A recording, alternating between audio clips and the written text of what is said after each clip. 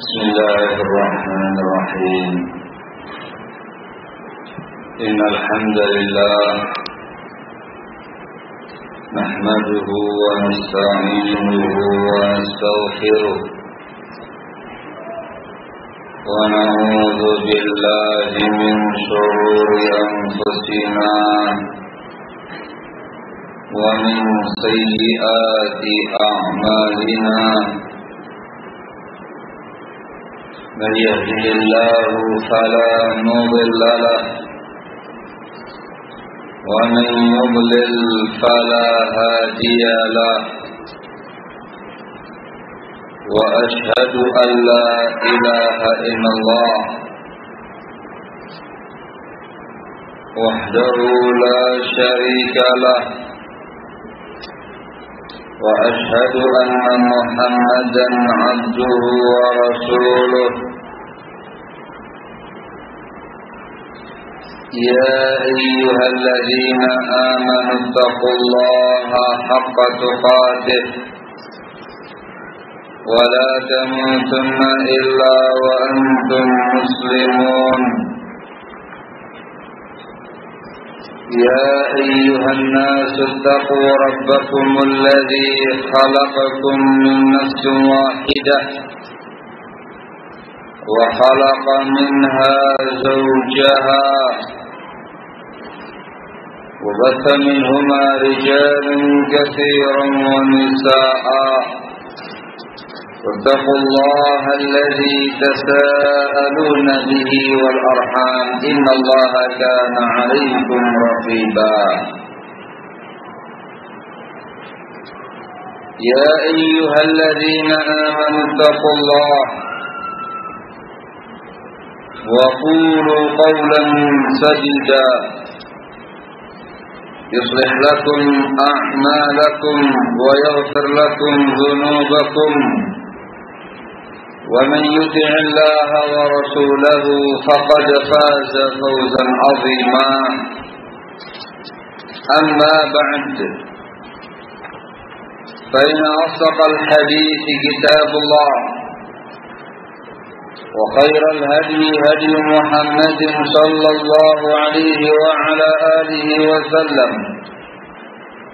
وشر الأمور محدثاتها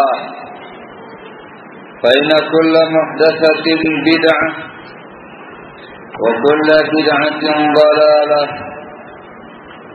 وكل ضلالة في النار أيها الناس Qanibitina azakumullah. Sesungguhnya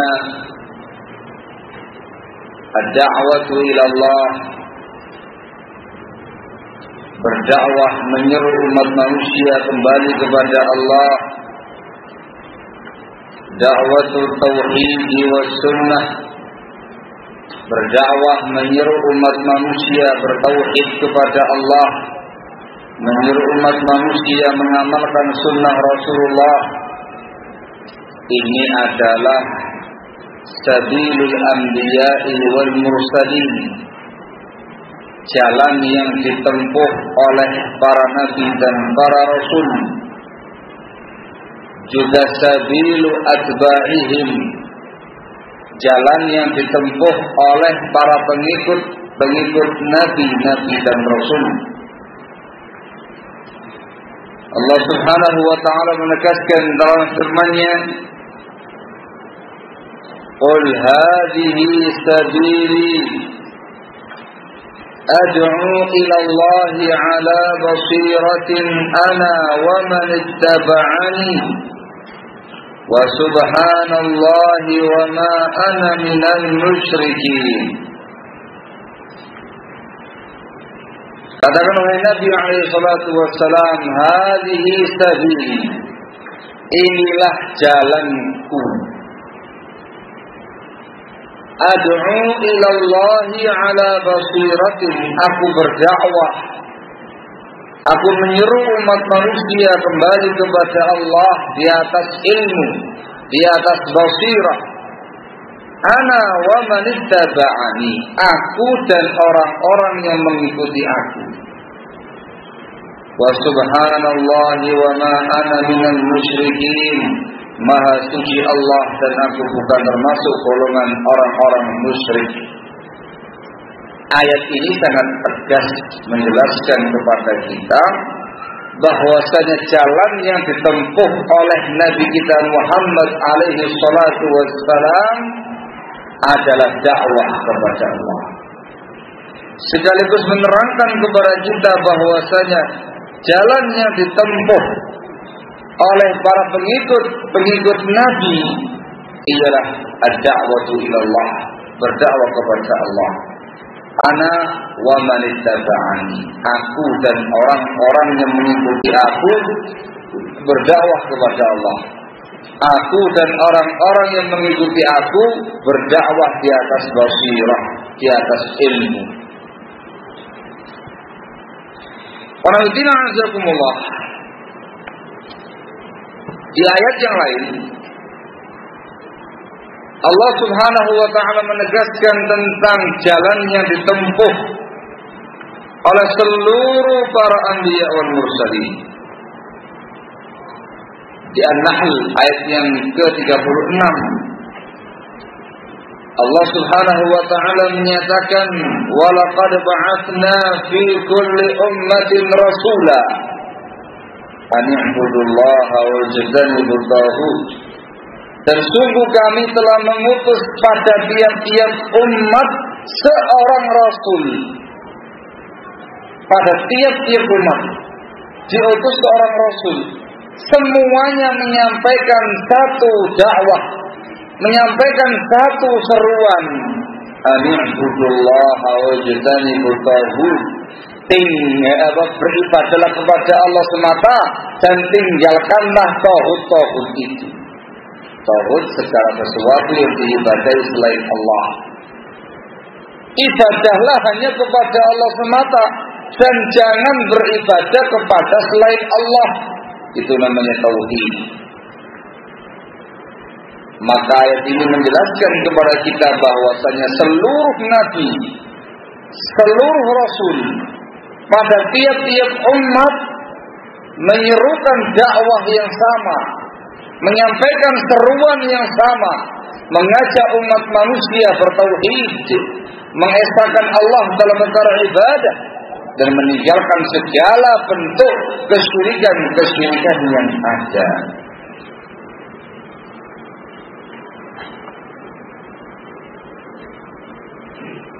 Dalam ayat yang lain Allah subhanahu wa ta'ala juga menegaskan hal ini di dalam surat Al-Anbiya ayat yang ke-25. Allah menyatakan wa ma arsalna min qablika min rasulin illa nuhi ilaihi annahu la ilaha illa ana fa'budun. Dan tidaklah kami mengutus seorang rasul pun sebelum engkau wahai Nabi, melainkan kami wahyukan kepadanya kalimat la ilaha illallah, tidak ada yang berhak diibadahi kecuali aku, kata Allah, fa'budun, maka hendaklah kalian beribadah kepadaku saja. Semua rasul yang diutus ini seruannya, menyampaikan kepada umat kalimat la ilaha illallah, supaya mereka mengucapkan kalimat la ilaha illallah, mengesahkan Allah dalam perkara ibadah, meninggalkan segala bentuk peribadatan kepada selain Allah, bertauhid, anti syirik. Dan mereka semua menyerukan kepada umatnya untuk beribadah hanya kepada Allah semata. Fa'budun, maka hendaklah kamu semua beribadah kepada aku. Ini ayat secara umum menjelaskan kepada kita seluruh nabi, seluruh rasul, satu dakwahnya, satu seruannya, satu agamanya, satu bimbingan prinsip syariatnya, yaitu beribadah hanya kepada Allah semata dengan tanpa syirik kepadanya. Kalau kita membaca dan menelaah ayat Al-Quran, kita juga akan mendapati Allah Subhanahu wa ta'ala menceritakan dakwah masing-masing nabi dan masing-masing rasul, yang ternyata semuanya menyerukan satu kata, satu dakwah, mengajak umat manusia kembali kepada Allah semata, beribadah hanya kepada Allah semata, meninggalkan segala bentuk kesyirikan yang ada. Kita lihat pada dakwah Nabiullah Nuh alaihi salatu wassalam, Rasul pertama yang diutus di muka bumi. Disebutkan oleh sebagian ulama kita dijuluki dengan Abul Bashar Ats-Tsani. Abul Bashar Ats-Tsani, moyangnya umat manusia yang kedua. Yang pertama Nabi Adam. Moyangnya umat manusia yang inti ada Nabiullah Adam alaihi salatu wassalam. Adapun yang kedua Nabiullah Nuh. Kita semuanya tahu karena Nabiullah Nuh alaihi salatu wassalam hidup dengan usia yang sangat panjang,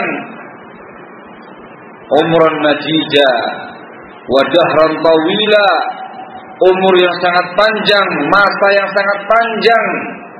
Bahkan disebutkan di dalam Al-Quran, Nabiullah Nuh alaihi salatu wassalam tinggal di tengah-tengah kaumnya 950 tahun lama. Fala bisabihim alfa sanatin illa khamsina ama.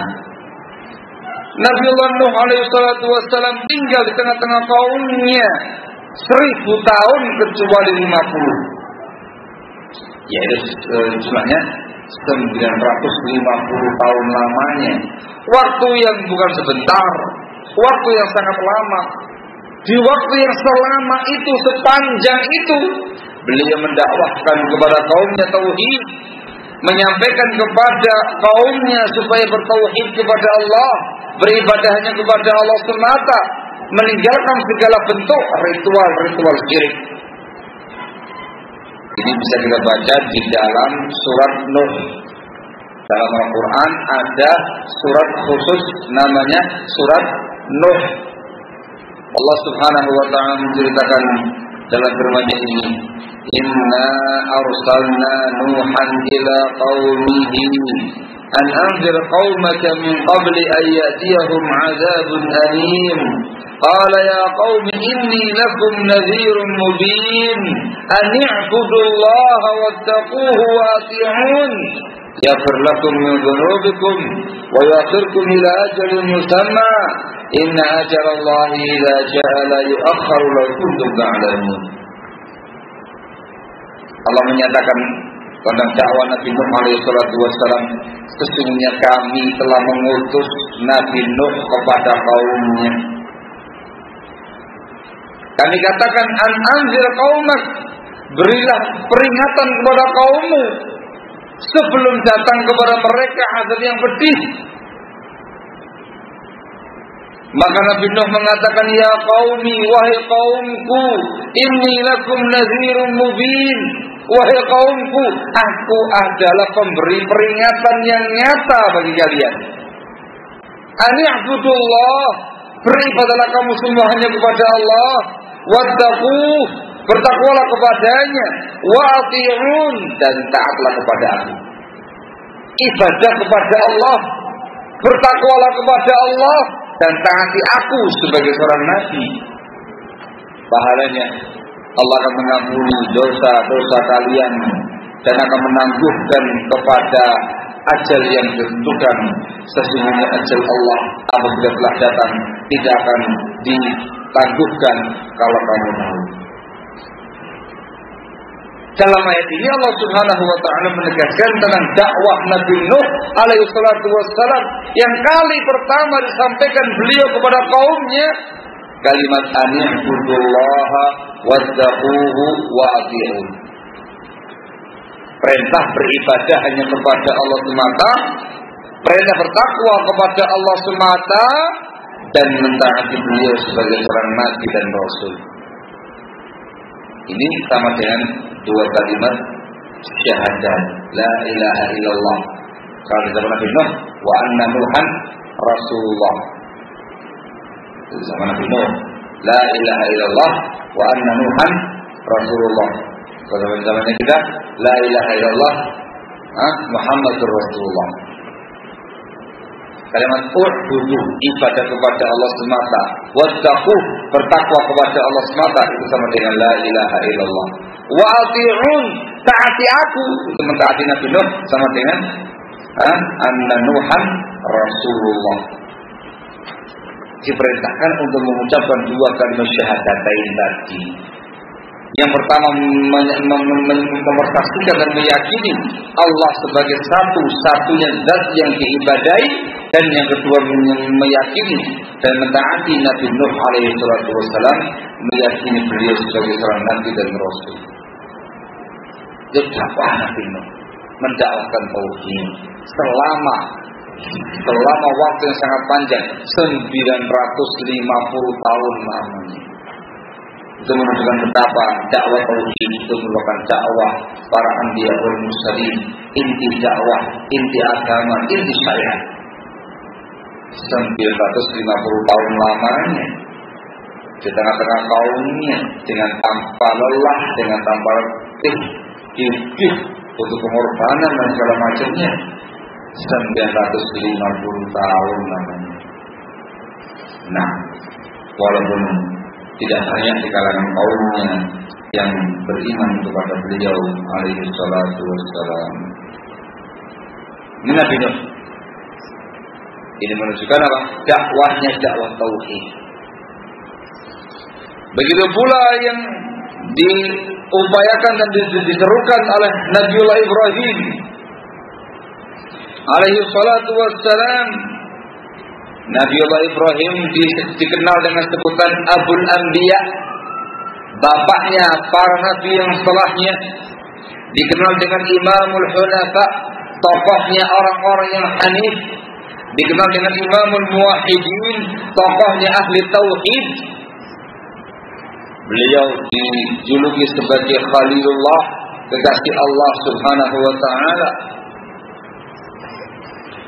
Seluruh Nabi kita Muhammad alaihi salatu wassalam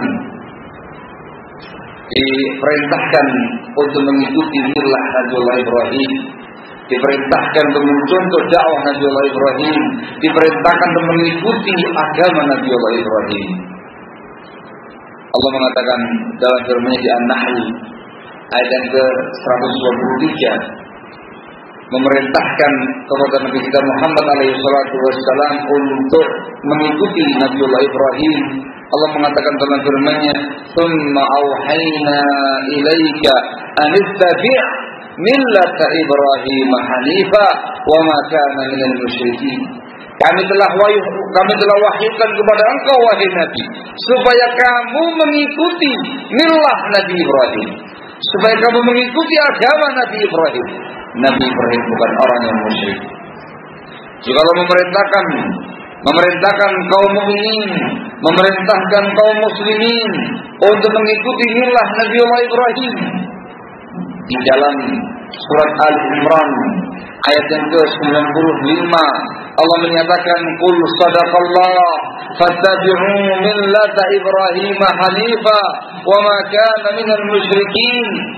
Katakan wahai Nabi, sadaqallah, sungguh maha benar Allah, fattabi'u millata Ibrahim hanifa, hendaklah kamu semua mengikuti milah Nabi Ibrahim yang lurus. Dan Nabi Ibrahim bukan termasuk orang yang musyrik. Itu menunjukkan apa?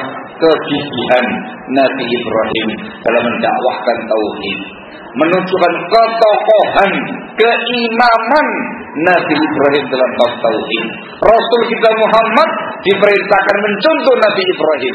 Kita semua kaum yang beriman diperintahkan mencontoh Nabiullah Ibrahim alaihi salatu wassalam.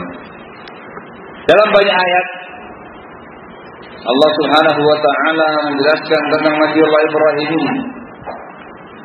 Di antaranya disebutkan di dalam surat Al-An'am ayat yang ke-74 dan setelahnya. Allah mengatakan, wa idh qala Ibrahim li abihi Azar atattakhidhu asnaman aliha inni araka wa qaumaka fi dhalalin mubin. Tatkala Ibrahim berkata kepada bapaknya yang namanya Azar, apa kamu menjadikan patung-patung berhala-berhala itu sebagai kesembahan? Saya memandang engkau dan kaum engkau ya Allah wa ayahku sungguh dalam kesesatan yang sangat mudah, penyimpangan yang sangat mudah. Wa kadzalika nuri Ibrahim malakut as-samawati wal ard wal yakuna minal muqinin. Dan demikianlah kami perlihatkan kepada Ibrahim malakut alam malakut langit dan bumi supaya dia termasuk orang yang yakin. Falamma janna alaihi al-lailu ra'a kaukaba. Ketika datang malam hari, dia menyaksikan yang namanya bintang. Qala hadza rabbi. Nabi Ibrahim mengatakan, ini mungkin Rabbku. Mengejek kaumnya, ini Rabbku. Falamma afala qala la uhibbul afilin. Ketika bintang tadi hilang, dia mengatakan, aku tidak suka Tuhan yang hilang semacam itu. Falamma ra'al qamara bazighan qala hadza rabbi. Ketika Nabi Ibrahim melihat rembulan tampil dengan terangnya, qala hadza rabbi.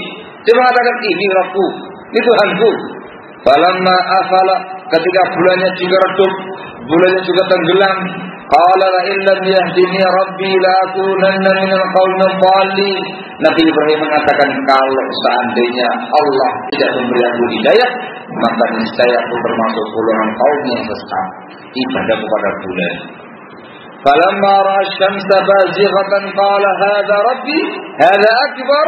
Falamma afalat qala ya qaumi inni bari'un mimma tusyrikun. Ketika Nabi Ibrahim melihat matahari terbit dengan terangnya, dengan teriknya, dia mengatakan, ini Rabbku, ini yang lebih besar. Ketika matahari terbenam, Nabi Ibrahim mengatakan, ya qaum, wahai kaumku, inni bari'un mimma tusyrikun. Aku berlepas diri dari apa yang kamu sekutukan. Aku berlepas diri dari semua kesyirikan kalian. Inni wajjahtu wajhiya lillazi fatara samawati wal arda hanifa. Aku hanya menghadapkan wajahku kepada Zat yang menciptakan langit dan bumi.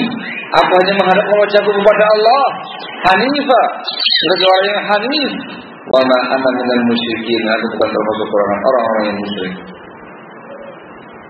Luar biasa. Dakwah yang sangat luar biasa dari Nabi Ibrahim alaihi salatu wassalam. Dakwah yang tegar, dakwah yang kuat, dakwah yang tidak sedikit pun diiringi dengan rasa takut.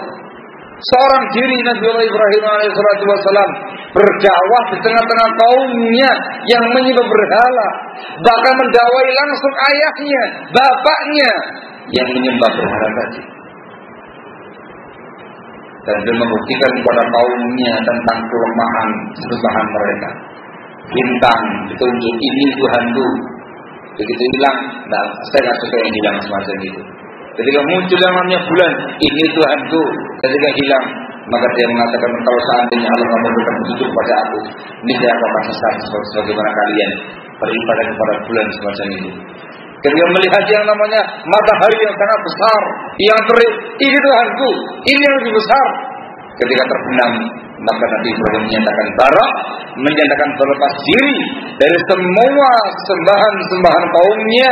Beliau ingkari penyembahan kepada matahari, beliau ingkari penyembahan kepada bulan, beliau ingkari penyembahan kepada bintang-bintang. Beliau mengingkari semua kesyirikan yang ada dan beliau hanya menyembah Allah Subhanahu wa taala yang Maha Kuasa. Itu merupakan dakwah yang sangat kuat. Dakwah Nabi Ibrahim menyuruh kaumnya, bahkan menyuruh bapaknya untuk bertauhid kepada Allah Subhanahu wa taala. Di ayat yang lain, di dalam surah Al-Baqarah ayat yang ke-258, ketika Nabi Ibrahim alaihissalatu wassalam dipanggil oleh raja yang zalim, yang kafir, dan beliau mendebat raja tadi, Allah mengabadikan dalam Al-Quran di Al-Baqarah Ayat yang ke-258. Allah menyatakan, alam tara ilal ladzi hajja Ibrahim fi rabbih an ataahu Allahul mulk إذ قال إبراهيم ربي الذي يحيي ويميت قال أنا أحيي وأميت قال إبراهيم فإن الله يأتي بالشمس من المشرق فأت بها من المغرب فبهت الذي كفر والله لا يهدي القوم الظالمين. Allah mengatakan, apa kamu tidak melihat? Apa kamu tidak mengetahui raja yang mendebat Nabi Ibrahim tentang Rabb-nya ketika Allah berikan kepada dia kekuasaan? Nabi Ibrahim berkata kepada sang raja, Rabbiyalladzi yuhyi wa yumiit, Rabbku, Tuhanku, zat yang menciptakan, zat yang mematikan dan menghidupkan. Kata sang raja, ada uhyi wa umiit, aku juga bisa mematikan, aku juga bisa menghidupkan. Juga dalam tafsirnya dipanggil dua orang, satu sebelah supaya dia mati, yang lain dibiarkan. Yang ini saya matikan, yang ini saya biarkan hidup. Nabi Ibrahim mengatakan, fa innallaha ya'ti bisyamsi minal masyriq. Kalau Rabbku Allah mendatangkan matahari terbit dari timur. Fa'ti biha minal maghrib. Kalau kamu bisa, biarkan dia terbit dari utara. Maka bisa, fabuhikal ladzi kafar, maka terpungkamlah, terdiamlah orang yang kafir itu. Allah tidak akan memberi petunjuk kepada orang-orang yang zalim. Sangat kuat seorang diri menghadapi raja yang zalim, raja yang kejam, raja yang kafir, mendebat rajanya terkait dengan Rabb-nya. Nabi Ibrahim menegaskan, Rabb-ku adalah Allah yang maha kuasa, yang mematikan, yang menghidupkan, yang apakah dimampu oleh semua raja-raja, yang apakah dimampu oleh semua yang mereka ibadahi selain Allah Subhanahu wa taala. Ketika dikatakan Rabbku yang menghidupkan, yang mematikan, sang raja dengan sombongnya mengatakan saya sudah bisa. Tapi ketika Nabi Ibrahim mengatakan Allah yang mendatangkan, yang menerbitkan matahari dari timur, sekarang kamu balik terbitkan dari sebelah barat, maka dia terbungkam dan akan mampu. Dikarenakan yang mampu melakukan yang hanyalah Allah Subhanahu wa taala. Sangat kuat. Sangat kuat. Ini Nabi Allah Ibrahim alaihissalam dakwahnya. Semuanya menyerukan kepada perkara tauhid. Lebih kuat lagi dakwah beliau yang diabadikan di dalam surat Al-Anbiya ayat yang ke-51 sampai ayat yang ke-70.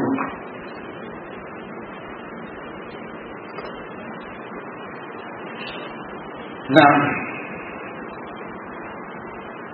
Allah Subhanahu wa taala memberitakan tentang dakwah Nabi Ibrahim kepada kaumnya dan kepada bapaknya. Wa laqad atayna Ibrahim rusydahu min qablu wa kunna bihi alimin. Dan sungguh kami telah memberikan, menganugerahkan kepada Ibrahim rusydahu, bimbingannya sebelum ini, dan kami maha mengetahui akan keadaannya. Nabi Ibrahim dibimbing oleh Allah Subhanahu wa taala kasih ilmu. Idz qala li abihi wa qaumihi, ketika Nabi Ibrahim berkata kepada bapak dan kaumnya seorang diri, ma hadhihi tamathil allati antum laha akifun, berhala-berhala apa ini yang kamu itikaf di sana? Berhala apa ini? Patung-patung apa ini? Kalau kamu itikaf di situ. Mereka mengatakan, qalu wajadna aba'ana laha 'abidin, kami mendapati moyang-moyang kami ibadah pada patung-patung tadi. Maka Nabi Ibrahim mengatakan, qala laqad kuntum antum wa aba'ukum fi dhalalin mubin. Sungguh kalian dan moyang-moyang kalian sesat, nyata sesatnya. Seorang ini di depan kaumnya ini, sesat kalian itu, sesat pula moyang-moyang kalian. Kok ibadahnya kepada patung, kepada berhala? Lalu mereka menimpali lagi, ajitana bil haqqi am anta minal la'ibin, kamu datang kepada kami dengan hak atau lagi main-main kamu sekarang ini? Qala bal rabbukum rabbus samawati wal ardi allazi fatarahunna wa ana ala dzalikum minasy syahidin. Saya enggak main-main. Saya serius. Rabb kalian, Tuhan kalian adalah Rabbnya langit dan bumi yang menciptakan mereka semua, dan aku termasuk orang yang bersaksikannya, meyakini Allah sebagai pencipta langit dan bumi. Itu Rabb kalian, bukan patung-patung ini. Maka Nabi Ibrahim menyatakan, wa tallahi la aqidanna asnamakum ba'da an wallu mudbirin. Sesungguhnya Allah, aku akan membuat makar untuk menghancurkan berhala-berhala kamu ini ketika kamu nanti pergi dari sini. Faja'alahum judadan illa kabiran lahum la'allahum ilaihi yarji'un. Ketika kaumnya sudah pergi, kaumnya ada acara ritual, beliau sekarang datang ke tempat-tempat penyembahan mereka. Beliau pun hancurkan, beliau takkan semua berhala-berhala yang ada, kecuali yang paling besar, supaya kaumnya kembali kepada yang tadi. Ketika mereka kembali, qalu man fa'ala hadza bi alihatina innahu laminadh dhalimin. Kata kaumnya, siapa yang berbuat demikian dengan patung-patung kami ini? Zalim dia itu. Qalu sami'na fatan yadhkuruhum yuqalu lahu Ibrahim. Kata kaumnya, kami pernah mendengar seorang pemuda namanya Ibrahim. Mereka menyebut namanya Ibrahim. Jangan-jangan Ibrahim ini orangnya. Qalu, kata kaumnya, fa'tu bihi ala a'yunin nasi la'allahum yashhadun. Panggil dia, datangkan dia di hadapan semua pihak, semua orang, supaya mereka semuanya menyaksikan. Bayangkan Nabi Ibrahim seorang diri masih muda ketika itu, di tengah-tengah seluruh masyarakatnya, semua kaumnya, dengan rajanya yang semuanya kafir, yang semuanya musyrik, yang semuanya menyembah berhala, mau diadili. Qalu a'anta fa'alta hadza bi alihatina ya Ibrahim. Mereka mengatakan, apa kamu yang berbuat demikian dengan patung-patung kami wahai Ibrahim? Maka beliau tegas mengatakan, qala bal fa'alahu kabiruhum hadza fas'aluhum in kanu yantiqun. Yang melakukannya itu yang gede ini loh, patung yang besar ini loh. Tanya sama dia kalau dia bisa bicara. Tanya sama dia kalau dia bisa bicara. Farja'u ila anfusihim, maka mereka pun kembali kepada diri mereka sendiri, orang-orang sendiri. Faqalu innakum antum adh-dhalimun. Faqala innakum antum adh-dhalimun. Kamu sendiri adh-dhalim. Thumma nukisu ala ru'usihim, kemudian ditunjuk pada kepala-kepala mereka, dituding pada mereka sendiri. Laqad alimta ma haula'i yantiqun. Wahai Ibrahim, kamu tahu sendiri, tidak bisa ngomong berhala saya ini. Ditembak. Tanya sama dia yang gede ini, bisa ngomong enggak? Bingung mereka, tengok sendiri. Waduh, gimana ini? Kamu yang zalim ini. Ibrahim, kamu tahu sendiri, dia enggak bisa ngomong, dia enggak bisa bicara.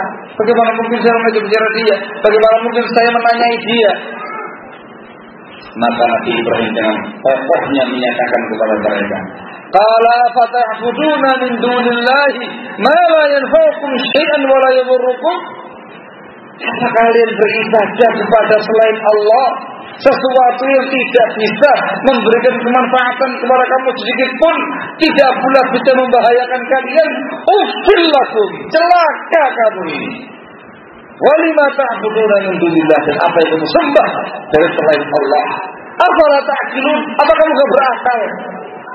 Apa kamu enggak berakal menyembah patung, menyembah berhala, enggak bisa ngomong, enggak bisa bicara, enggak bisa kasih manfaat, enggak bisa kasih madarat? Celaka kamu sama teman-teman kamu. Apa kamu enggak berakal? Maka mereka muncul fanatisme berhalanya, muncul taklid buta kepada berhalanya. Ini namanya asabiyah, taklidiyah. Mereka mengatakan, qalu harriqu wansuru alihatakum in kuntum fa'ilin. Bakar Ibrahim ini, bela Tuhan-Tuhan kalian kalau kamu mau lakukan.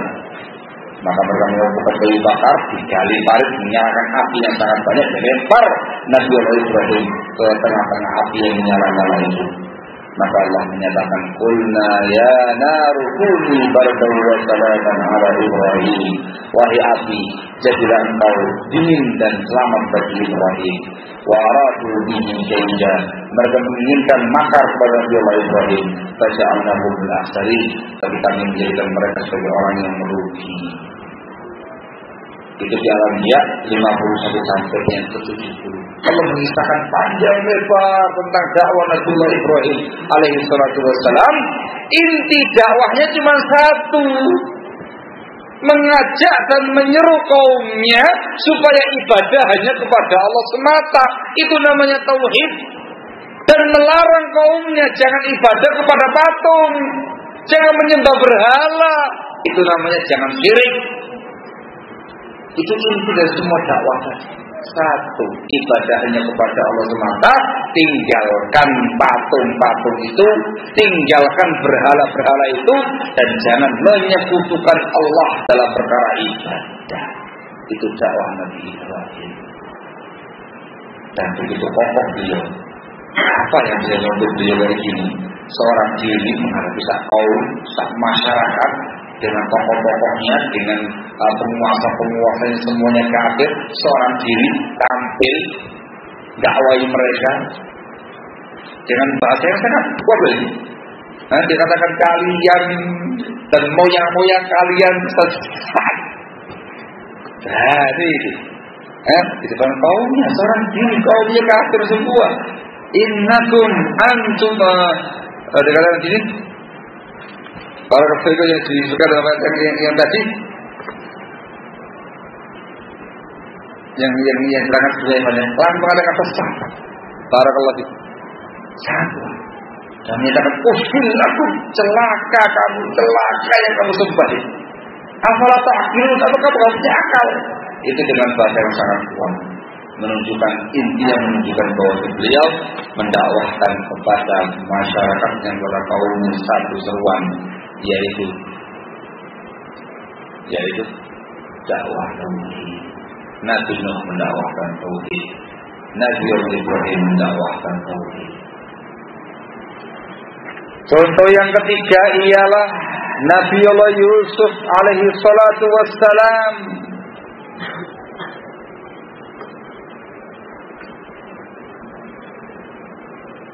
Nabi Allah Yusuf alaihi salatu wassalam, Yusuf ibn Ya'qub ibn Ishaq ibn Ibrahim alaihi wassalam. Nabi Yusuf putra Nabi Ya'qub, putra Nabi Ishaq, putra Nabi Ibrahim alaihi wassalam. Nah, Nabi Yusuf pun ketika berdakwah, mendakwai orang yang didakwai dengan dakwah tauhid. Itu bisa kita baca pada surat Yusuf ketika Allah Subhanahu wa taala menceritakan tentang Nabi Yusuf, dan tatkala Nabi Yusuf dimasukkan dalam penjara. Disebutkan dalam surat Yusuf ayat yang ke-36 sampai ayat yang ke-40. Ayat yang ke-40. Allah Subhanahu wa taala menceritakan wa dakhala ma'ahu sijna fatayan, dan masuk pula bersama dengan Nabi Yusuf, masuk ke penjara dua orang pemuda. Ini penjara Nabi Yusuf, dan masuk pula bersama dengan beliau dua orang pemuda. Qala ahaduhuma inni arani aksiru khamra. Kemudian dua pemuda tadi menceritakan mimpinya. Yang satu bercerita, saya mimpi sedang memerah khamr, sedang membuat jus khamr. Wa qala al-akhar, sementara pemuda yang kedua menceritakan mimpinya, inni arani ahmilu fawqa ra'si khubzan ta'kulu tayru min. Saya bermimpi membawa roti di atas kepalaku dan roti itu dimakan oleh burung. Nabi'na fi ta'wilihi inna naraka minal muhsinin. Wahai Yusuf, beritakan kepada kami takwil mimpi ini, kami melihat engkau adalah orang yang berbuat baik. minta ditakwilkan mimpinya Nabi Yusuf. Sebelum mentakwilkan mimpinya, Nabi Yusuf alaihissalam punya kesempatan untuk berdakwah. Yang beliau dakwahkan, yang beliau serukan kepada dua pemuda ini di penjara itu, di kekuasaan Farainah di Mesir ketika itu. Ini dakwahkan dakwah tauhid. Allah menceritakan tentang dakwah Nabi Yusuf. Qala la ya'tikuma ta'amun turzaqanihi illa nabba'tukuma bita'wilihi qabla an ya'tiyakuma dzalika mimma 'allamani rabbi.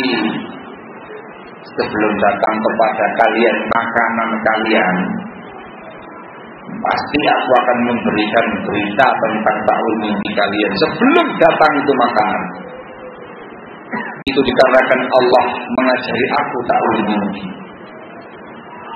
Nabi Yusuf mulai memberikan dakwahnya.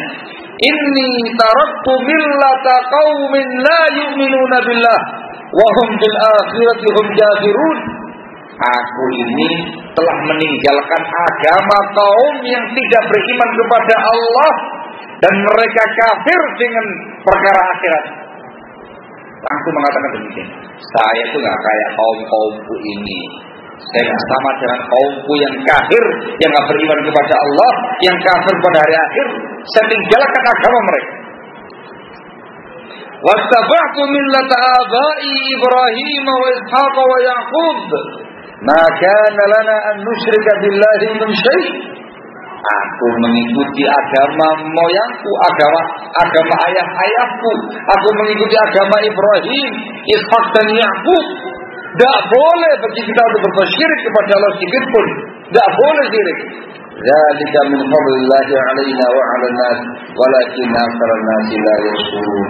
Itu adalah keutamaan Allah yang Allah berikan kepada kita dan umat manusia, tapi kebanyakan orang tidak mau bersyukur. Sama nanti jati diri beliau. Saya itu tidak sama dengan kaum saya. Saya itu meninggalkan agama orang-orang kafir itu. Saya mengikuti agama Nabi Ibrahim, Nabi Ishak, Nabi Yaqub. Tidak boleh syirik. Langsung tidak boleh syirik. Kemudian dia mengatakan, ya sahibai sijni, arbabun mutafarriquna khairun amillahul wahidul qahar. Wahai dua temanku sepenjara, dua pemuda tadi, coba kamu pikir, apakah Tuhan yang banyak itu, sesembahan yang banyak itu lebih baik, ataukah satu zat Allah yang Maha Esa, yang Maha Kuasa? Mana yang lebih baik? Allah Subhanahu wa ta'ala. Ma ta'buduna min dunihi illa asman sammaytumuha antum wa aba'ukum ma anzalallahu biha min sultan. Kalian itu tidak beribadah kepada selain Allah, melainkan adalah nama-nama yang kamu sebutkan, yang kamu namai, kamu dan moyang-moyang kalian. Allah tidak menurunkan bukti dan hujjah atas itu semua. Itu hanyalah dakwah kaum kalian, dakwah moyang-moyang kalian, nama-nama yang kamu sebutkan, tidak ada hujjahnya di sisi Allah Subhanahu wa ta'ala. Sampai pada pembahasan akhirnya dia mengatakan inil hukmu illa lillah amara alla ta'budu illa iyyah dzalika dinul qayyim walakinna aktsarun nasi la ya'lamun. Hukum itu hanya milik Allah. Allah memerintahkan supaya kamu tidak beribadah melainkan hanya kepada Allah semata. Itulah agama yang lurus. Tapi kebanyakan umat manusia tidak mengetahui. Itu Nabi Yusuf di penjara, di dalam penjara, ditanya tentang ta'wil mimpi. Sebelum mentakwilkan mimpi, dakwah dulu, ceramah dulu. Yang disampaikan temanya sama dengan nabi-nabi sebelumnya. Tema tauhid, mendakwahkan tauhid kepada yang di penjara tadi, menjelaskan kepada mereka perintah ibadah hanya kepada Allah semata dan meninggalkan segala bentuk kesyirikan yang ada. Itu para nabi, semua keadaan, semua kondisi, satu agama mereka, satu dakwah mereka, satu seruan mereka, mengajak umat manusia kembali kepada Allah, beribadah hanya kepada Allah semata, meninggalkan segala bentuk kesyirikan-kesyirikannya. Berstawikan mimpinya. Adapun orang pertama yang mimpi memerah khamr, nanti kamu akan memberi minum tuan kamu khamr, artinya kamu akan selamat. Sementara yang kedua akan dipancung, disalib, dan kepala dia akan dimakan oleh burung. Artinya apa? Tidak selamat. Jadi dua pemuda yang disini tadi, yang satu selamat dibebaskan, yang lainnya dihukum mati. Dan terjadi apa yang ditakdirkan oleh Allah Subhanahu wa Ta'ala. Itu Nabi Yusuf. Nabi Yusuf berdakwah di penjara, yang disampaikan adalah tauhid, mentauhidkan Allah Subhanahu wa Ta'ala. Luar biasa. Itu para Rasul. Semua dakwahnya satu. Semua seruannya satu. Semua inti agamanya satu. Semua prinsip syariatnya satu, yaitu bertauhid kepada Allah, beribadah hanya kepada Allah semata, dan meninggalkan segala bentuk kesyirikan yang ada. Mereka semuanya bersatu di atas satu seruan tadi, bersatu pada dakwah tauhid. Itu para anbiya wal mursalin. Contoh yang lain yang tak kalah pentingnya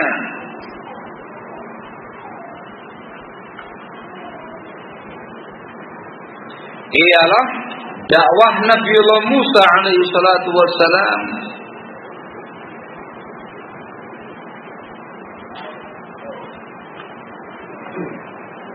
Dakwah Nabiullah Musa alaihi salatu wassalam kepada Fir'aun la'anahullah.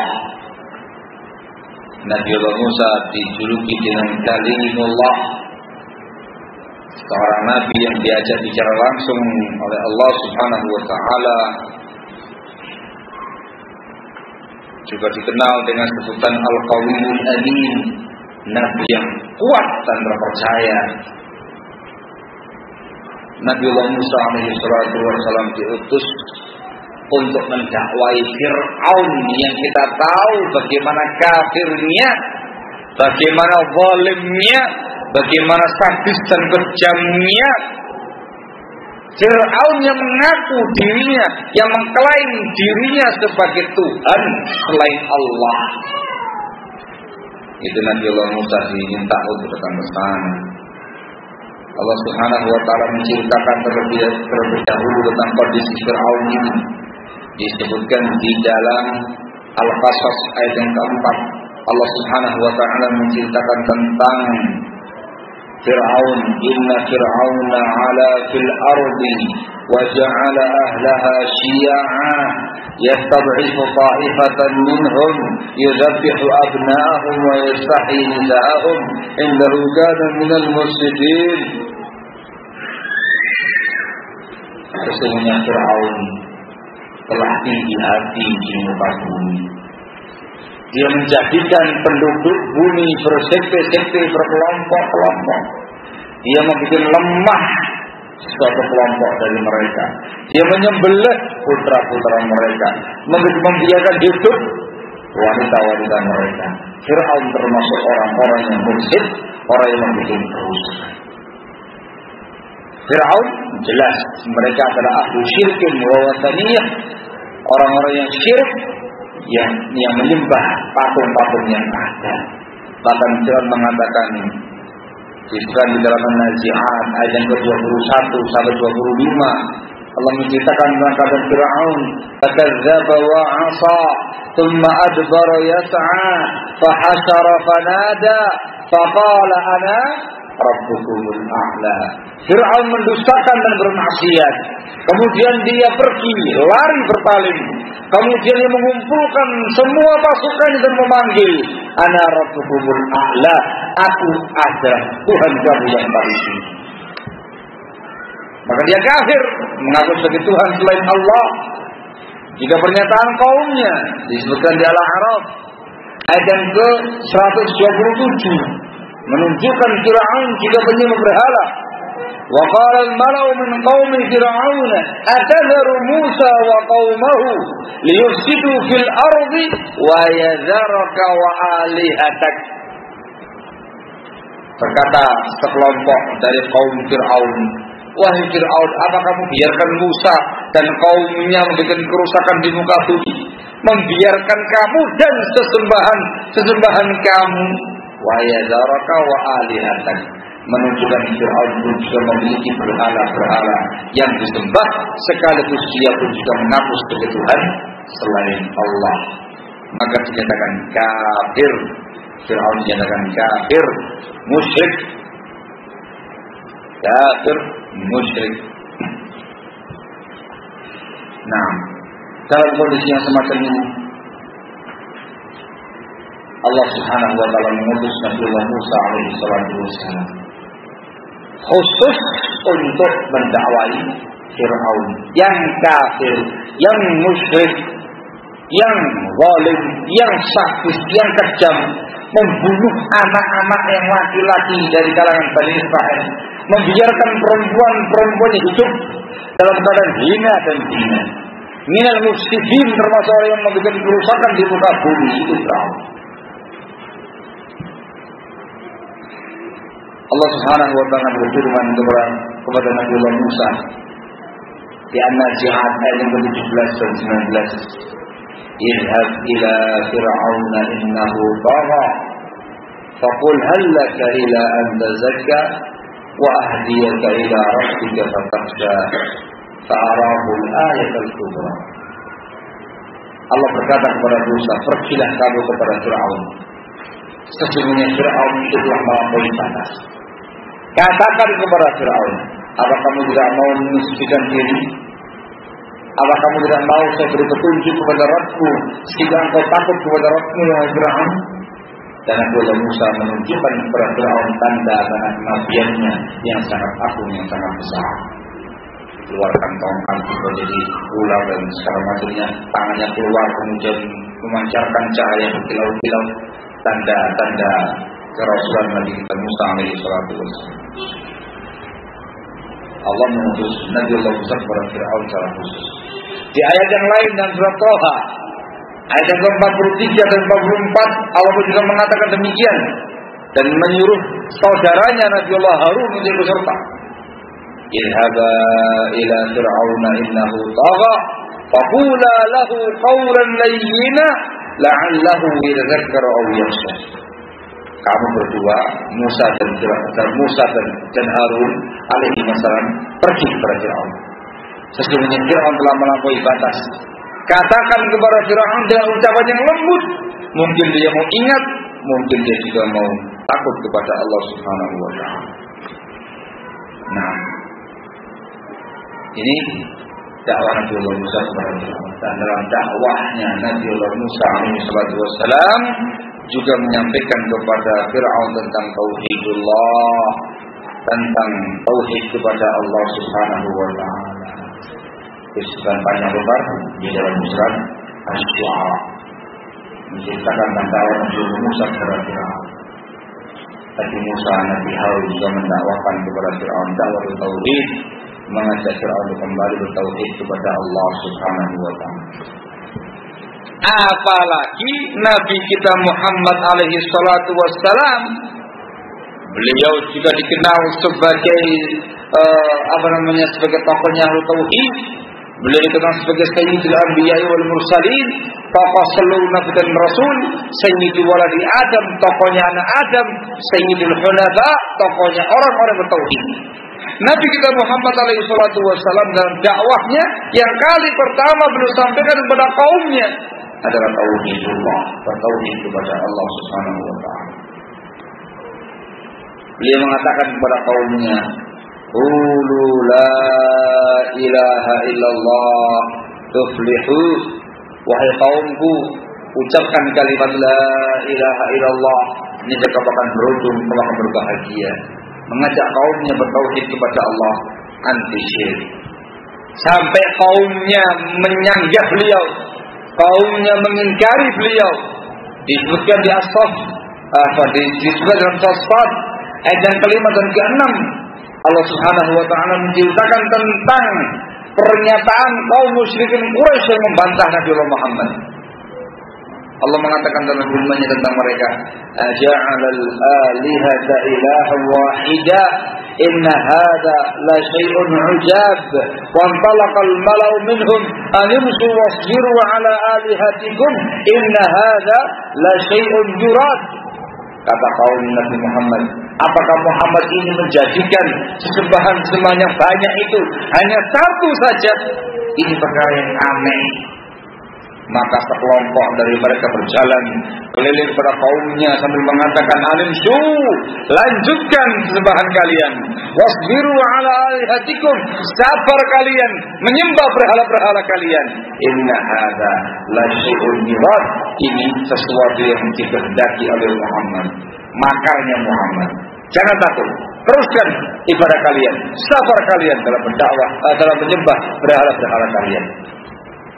Sampai seperti itu kaumnya, menunjukkan bahwa Nabi kita Muhammad SAW dan bukan sangat ma'ruf berdakwah kepada kaumnya tentang tauhidullah, belum mengajarkan kepada kaumnya tauhid kepada Allah Subhanahu wa taala. Naam, mengajarkan kepada kaumnya tauhidullah, bertauhid kepada Allah Subhanahu wa taala.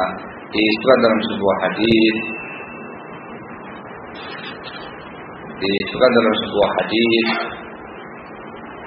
Rasul alaihi salatu wassalam menyatakan tentang para anbiya wal mursalin,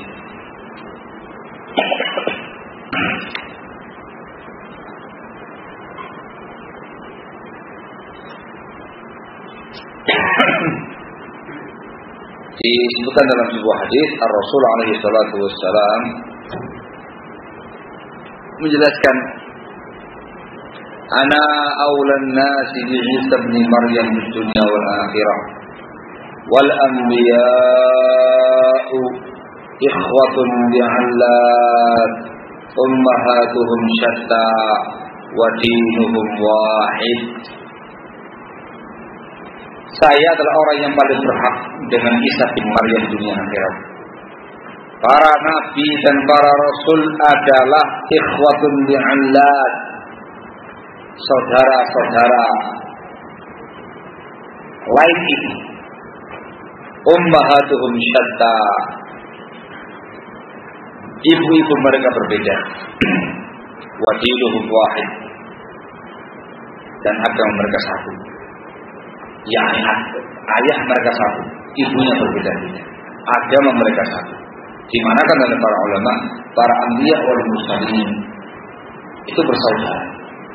Dari segi dakwahnya, syariat mereka berbeda-beda, tetapi inti agama mereka cuma satu, tauhidullah, bertauhid kepada Allah Subhanahu wa taala, mengesahkan Allah dalam perkara ibadah, mengajak umat manusia beribadah hanya kepada Allah Subhanahu wa taala semata, dan melarang kaumnya berbuat syirik kepada Allah Subhanahu wa taala.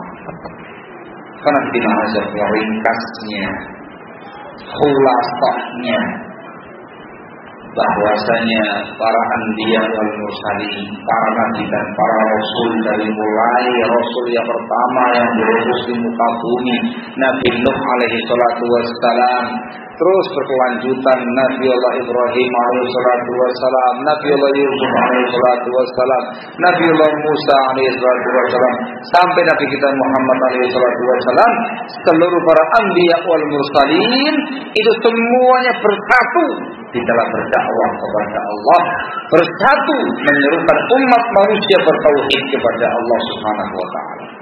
Satu dakwah, satu seruan, satu agama, satu inti syariat, yaitu berdakwah kepada tauhidullah, bertauhid kepada Allah Subhanahu wa taala semata, dan melarang kaumnya dari tindakan syirik.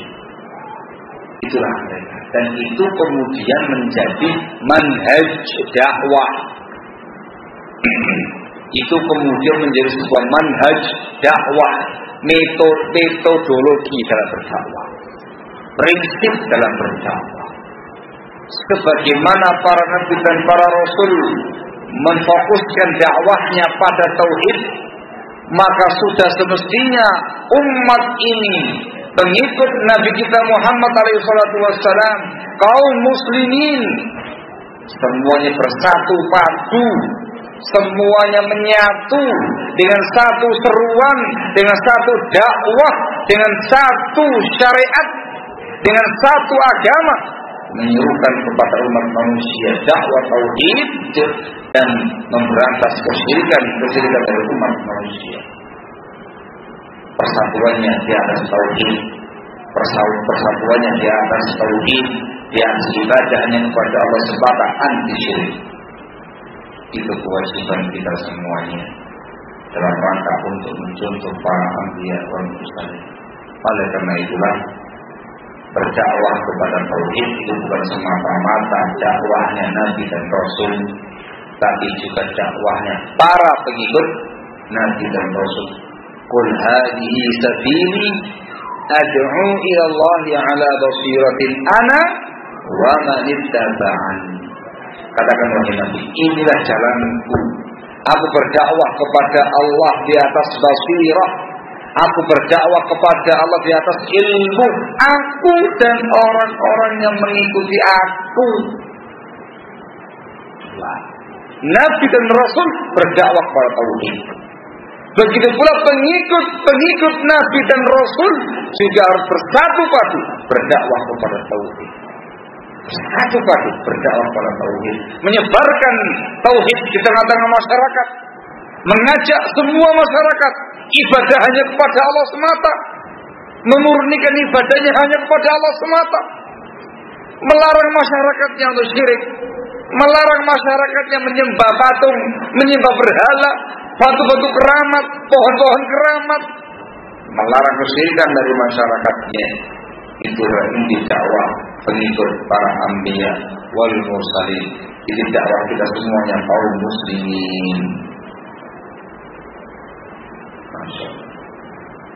Saja.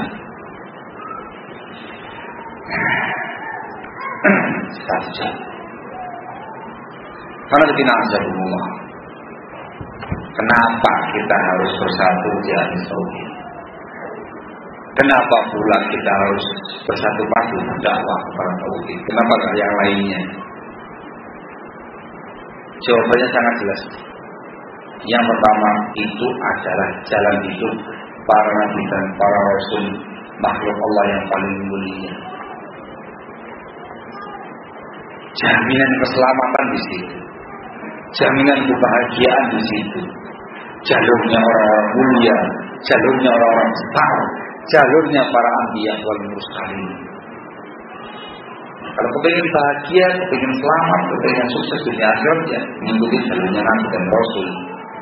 Sebagaimana yang kita bersama, jalur cuma dua, jalur anbiya wal mursalin, jalur keselamatan.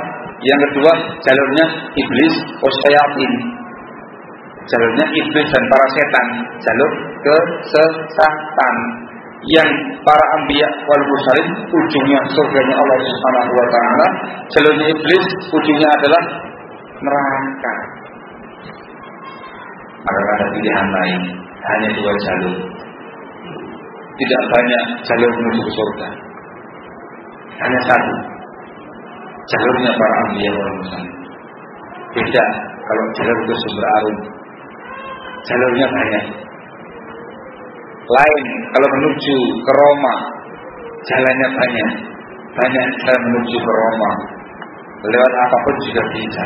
Tapi kalau jalur menuju surganya Allah Subhanahu wa taala, jalur para anbiya wal mursalin, jalur mereka ialah menyeru umat manusia kepada tauhid, mengajak umat kepada tauhid, ibadahnya kepada Allah semata, dan kita bersatu di atas tauhid tadi.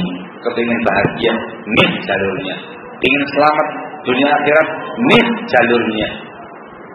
Kepingin surga, nih jalurnya. Kepingin neraka, jalur iblis, jalur setan. Kepingin sengsara dunia akhirat, nih jalurnya. Kepingin neraka, nih jalurnya. Jalurnya para syayatin dan para iblis. jalur kesyirikan, jalur penyimpangan-penyimpangan, jalur kesesatan dan kemaksiatan kepada Allah Subhanahu wa taala. Itulah kenapa kita harus bersatu di atas tauhid.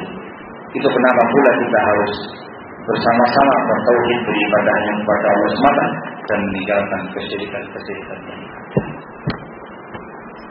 Yang kedua, dikarenakan kondisi umat Islam sekarang ini pada khususnya dan umat manusia pada umumnya, mereka itu sekarang banyak yang menyimpang dari jalur anbiya wal mursalin. Mereka lebih banyak menelusuri jalur iblis dan para syayatin. Artinya fenomena yang banyak terjadi di masyarakat lebih banyak syiriknya daripada tauhidnya. Lebih banyak ibadah kepada selain Allah daripada memurnikan ibadahnya untuk Allah semata. Begitu ya. Gitu ya. Pengagungan kepada kubur-kubur orang soleh di mana-mana, digalakkan, disemarakkan, difasilitasi, dipublikasikan, dilegalisasi, semuanya dipermudah. Dari mulai jalan menuju ke tempat-tempat itu sampai tempat itu sendiri dipugar, direnovasi, dibesarkan, dimegahkan. Padahal sudah tempat-tempat kesyirikan kepada Allah. Acara-acara ritual-ritual syirik kemudian dikembangkan, dilestarikan, dijadikan sebagai budaya daerah. Sebagai budaya daerah. Allahul musta'an wa la haula wa la quwwata illa billah. Ngalap barokah di laut dengan cara menebar sesajen di laut-laut di mana-mana. Upacara namanya apa ini? Upacara larung. Sedekah laut. Nyembelih apa? Kebu. Yang dipersembahkan apanya? Kepala kebu, lengkap dengan iringan-iringannya, sajen-sajennya dan segala macamnya, sak perahu-perahunya di tengah laut dilemparkan dalam rangka untuk keselamatan, dalam rangka untuk tolak bala, dalam rangka untuk pesucian, dalam rangka untuk mengawal. Syirik kepada Allah itu dijadikan sebagai budaya daerah, devisa negara, devisa daerah, dijadikan sebagai wisata. Ya wes, Allahul musta'an, wala haula wala quwwata illa billah. Di mana-mana yang sebelumnya enggak kedengaran, paling di tempat-tempat tertentu yang ma'ruf dengan syirik, yang sekarang di mana-mana digalakkan, di mana-mana, sampai ritual-ritual yang ala barokah dengan cara yang aneh-aneh itu ada. Terakhir yang saya tahu di wilayah Banyuwangi, di suku Using, ya Banyuwangi kalau Using ya, gitu. Oh iya. Mereka itu punya ritual khusus untuk kabilah Using, kabilah suku Using, dalam rangka untuk ngalap barokah, dalam rangka untuk kesejahteraan dan supaya panennya lancar, mengusir, menolak balak dan segala macamnya. Itu membuat ritual kebuan. Tahukah Anda yang dinamakan dengan kebuan? Apa kebu? Apa kebu? Kebu ya kerbu. Ini aja kebuan. Ternyata barakallahu fikum, mereka beberapa orang dari mereka itu turun langsung ke sawah, berkotor-kotor, 2 orang berpenampilan kayak kebu, kemudian disuruh bajak sawah. Di belakang itu ada orangnya yang nonton kayak orang bajak sawah itu kebu itu orang, kebuan. Itu diyakini sebagai upacara ngalap barokah supaya panennya lancar, panen rayanya sukses, tolak balak dan segala macamnya. Mereka rela berlumpur-lumpur ria masuk ke lumpur, diblepotkan segala macamnya supaya sukses dan berbahagia. Dulu tidak ada acara perburuan itu. Sekarang disemarakkan yang namanya perburuan. Apalagi di Banyuwangi sekarang lagi digalakkan wisata-wisata gunungnya, Gunung Ijen, pantai-pantai yang indah. Sekalian sudah semua adat suku-suku yang tampilkan seluruhnya, dan ternyata banyak diantaranya yang syirik, mengandung unsur kesyirikan kepada Allah. Allahul musta'an wa la haula wa la quwwata illa billah. Itu diharapkan. Jadi tempat wisata. Jangan tanya lagi yang namanya wisata religi. Di mana-mana itu. Siapa? Religi. La haula wa la quwwata illa billah. Itu ngapain? Religi. Itu wisata ziarah kubur para wali. Ada ziarah wali sulas. Lho tambah tuh saiki. Songo plus 1 double. Taruh buat itu. Tuh dicoba nanti. Wali sulas, ada yang wali 10, wali songo, wali 7, wali 5, wali 3. Ini mah wali 1. Ngapain di sana? Ngalah barokah di kuburannya, cari pesugihan di kuburannya, tolak balak di kuburannya, ngusap-ngusap kuburan, makan-makan tanah kuburan, bawa tanah kuburan, dibawa ke rumahnya untuk yang namanya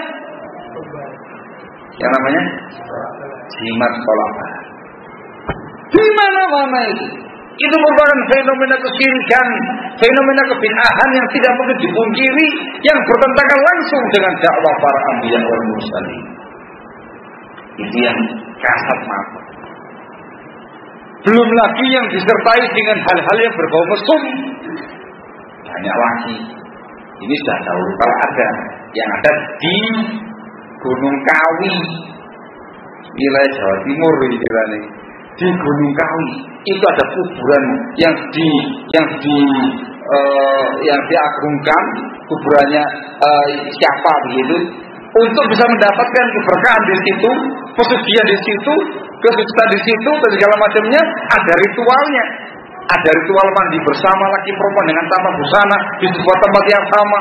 Punya ritual harus berkumpul dengan perempuan sebelum mencari barokah, mesum dulu, baru kemudian mencari barokah yang lain. Peminatnya sedikit ataukah banyak? Peminatnya sangat banyak, dan itu sudah dibikin lokasi besar, kawasan Gunung Kawi. Kuburan Mbah siapa? Dan siapa yang tidak suka? Loh, sebelum acara ngalap barokah ada ngalap lah itu dia disukai. Bayangannya mereka loh, kok enak tenang, sudah kepengen dapat barokah, dapat pesugihan, sukses usahanya dan segala macamnya. Apa itu lagi? Itu bukan kemudian harus dengan nyonya aja. Tidak, disiapkan di sana. Dan jangan tanya orang kawin. Jangan tanya bagaimana bentuknya orang kawin. Kalau itu sebelummu bayang itu aneh-aneh. Syirik itu sudah maksiat loh, bid'ah loh, syirik itu satu. Dilegalisasi, dilokalisasikan, tidak ada perlawanan, digalakkan, disemarakan. Di mana-mana. Itu baru bicara di mana ini? Di tanah air. Kita belum berbicara di luar negeri sana. Jangan dikira nggak ada, banyak. Bahkan yang di tanah suci itu sudah banyak. Tapi yang melakukannya orang-orang yang musyrikin tadi. Berapa banyak orang yang melakukan ziarah kubur Nabi di Masjid Nabawi, masuk di depan kubur Nabi itu nangis teriak-teriak. Padahal oleh askernya disuruh segera lewat, nggak boleh lama-lama. Berhenti dia, berdesakan di depan tubuhnya Nabi, nangis. Memanjat ke berbagai macam doa-doa kesyirikan, memohon kepada Nabi, minta kepada Nabi, minta syafaat kepada Nabi, nangis. Oh, gini, sama doa, luar biasa. Pukul sama asker, tidak peduli. Ketika asker sudah mulai ngamuk, mereka yang takut langsung keluar, balik kepada temboknya ini. Pintu keluar langsung menghadap ke arah kuburan Baqi, sebelah kanan itu sudah bagian depan Masjid Nabawi. Tidak pusing menghadap langsung. Ini kiblat menghadap ke arah Masjid Nabawi, persis di depan kuburan Nabi. Temboknya diusap-usap, ditaruh di pipi-pipinya, ditaruh di badan-badannya. Ngapain? Ngalah barokah. Untuk mencari pesugihan dan tolak bala. Ini tiga niatan utama mereka. Ada yang dari jauh doa, khusus doa menghadap kuburannya Nabi. La haula wala quwwata illa billah. Itu di mana? Di tanah suci di Masjid Nabawi terjadi yang semacam itu oleh orang-orang yang memang demam syirik. Apalagi di tempat-tempat yang selain itu, luar biasa. Sekarang itu yang namanya kesyirikan ibaratnya keran dibuka lebar-lebar, dibuka seluruhnya mancur dengan berat. Kegiatan ini. Kondisi yang semacam inilah yang membuat kita harus bersatu padu, saling menguatkan, saling membantu, saling ta'awun untuk menggalakkan dakwah tauhid. Harus disebarkan dakwah tauhid itu, disampaikan kepada masyarakat ibadah kepada Allah yang murni, ibadah kepada Allah saja, jangan pakai syirik. Harus memberantas semua bentuk kesyirikan yang ada. Dikarenakan itu dakwahnya para anbiya wal mursalin yang sudah diterangkan dari mulai awal sampai terakhir, dari Nabi Nuh alaihi wasallam sampai Nabi kita Muhammad alaihi wasallam.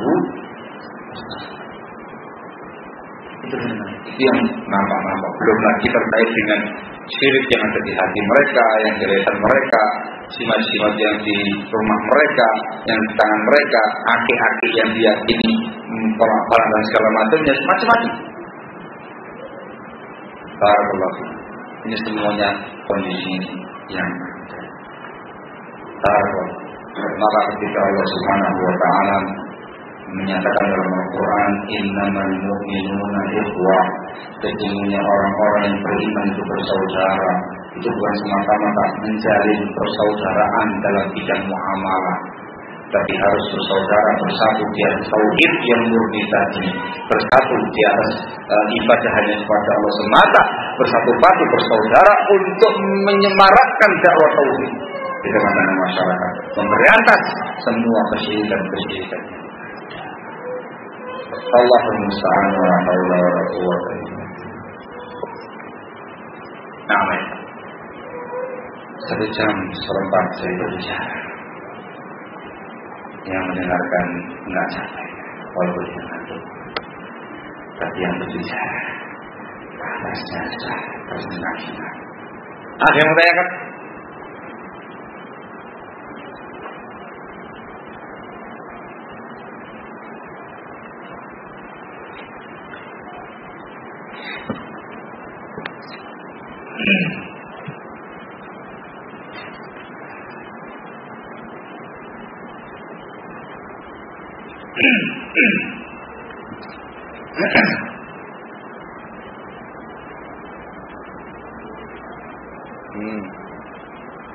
Kalau kita tanyakan masing-masing wilayah tentang kesyirikan daerahnya masing-masing, banyak. Yang gitu ya. Jenegoro, syirik apa? Macam-macam penyebutannya. La haula wala quwwata illa billah. Ya gimana?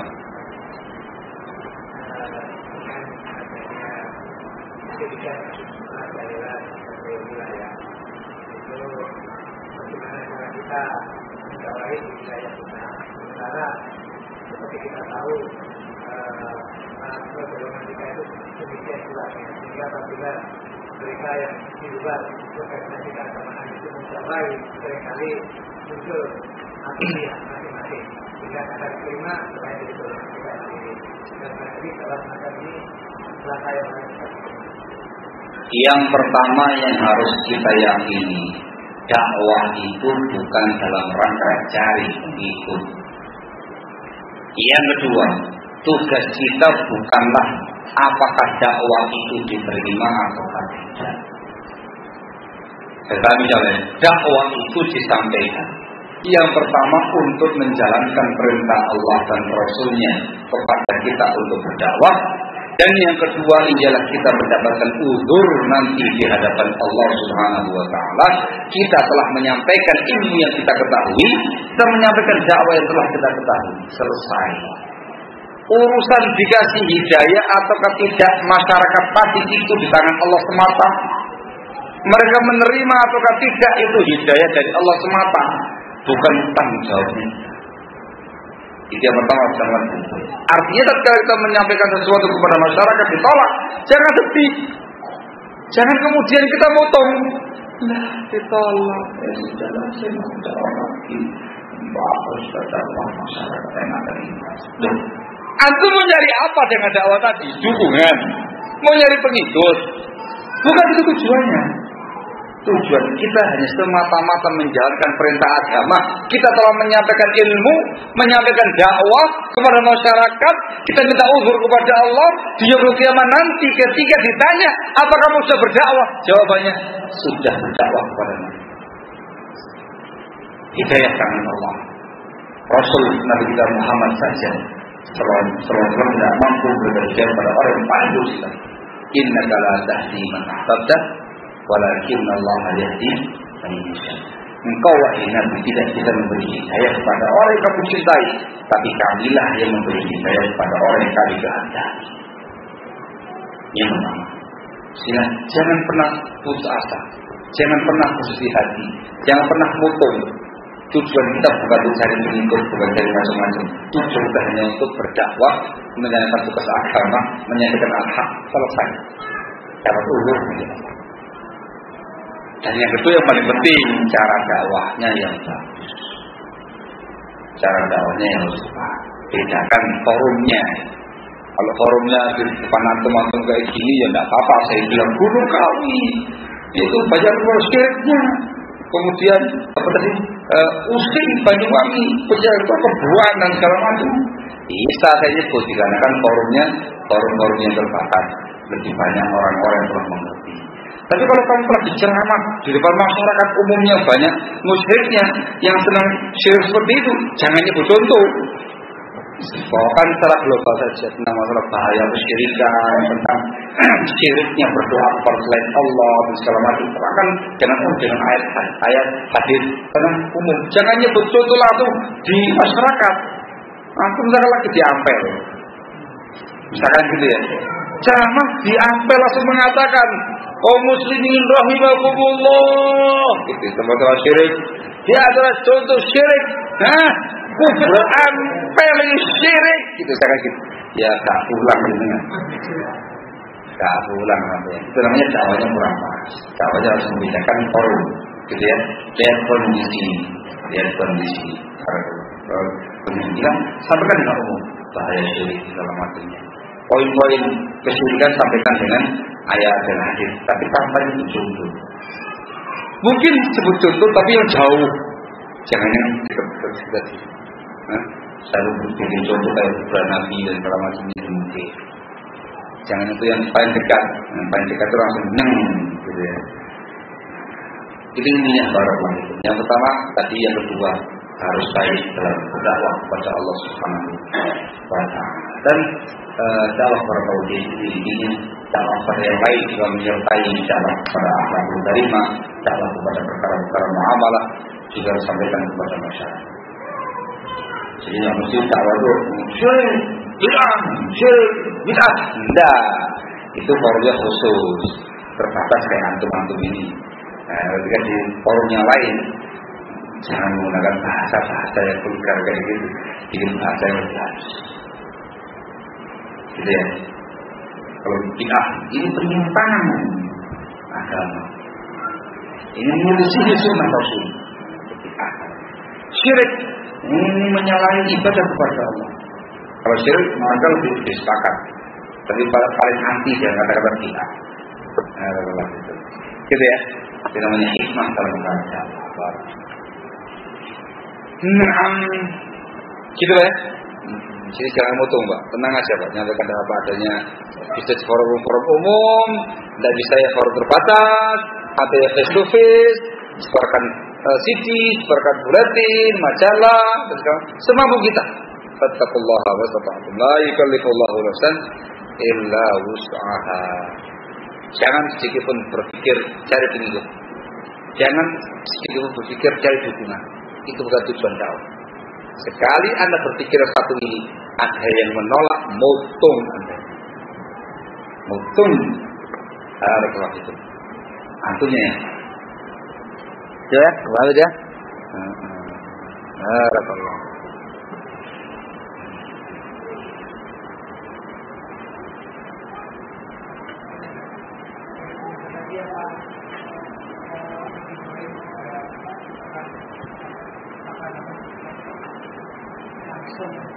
Sudah, dia seorang nabi. Seorang nabi yang pasti dan pasti dibela, ditolong oleh Allah Subhanahu wa taala. Nyatanya beliau dilempar ke api segala macam, menunjukkan reaksi. Tapi itu bukan perkara yang melangkah cepat. Seorang gitu. Dan itu sebagai seorang nabi. Artinya itu merupakan perkara yang memang diwajibkan, diperintahkan oleh Allah Subhanahu wa taala. Jadi perang terbuka gitu, antara musyrikin dan ahli tauhid. Menghentak. Jadi antum berpikir-pikir, itu sudah Nabi jelas dibela, ditolong oleh Allah, bakal yakin pasti bakal dibela. Ya antum macam-macam antum. Sak Bojonegoro tantang kabeh. Semua masyarakat Bojonegoro sak penguasa sesat kabeh gitu. Itu gak boleh jenengan digadah-gadah. Iya, hilang tuh. Bukan begitu. Ada saya katakan forumnya beda. Jadi kondisinya masing-masing. Siapa antum, bagaimana forum. Ini para nabi dan para rasul pasti dijelas dan didukung. Di sisi yang lain Allah merintahkan mereka untuk lemah lembut. Jangan sebelum Musa menyatakan kepada Fir'aun, jangan saja faqula lahu qawlan layyina. Sampaikan pada mereka dengan bahasa yang halus. Kemudian ada kalanya tegas, ada kalanya lembut. Sesuai dengan kondisi masing-masing. Arti itu merupakan wahyu dari Allah dan mereka adalah para anbiya. Kalau misalnya pasti akan dibela oleh Allah Subhanahu wa taala. Kalau mereka satu orang diri awan, tidak bakal hancur. Allah yang menyelamatkan mereka sendiri. Gitu ya. Yang lainnya lagi Allah.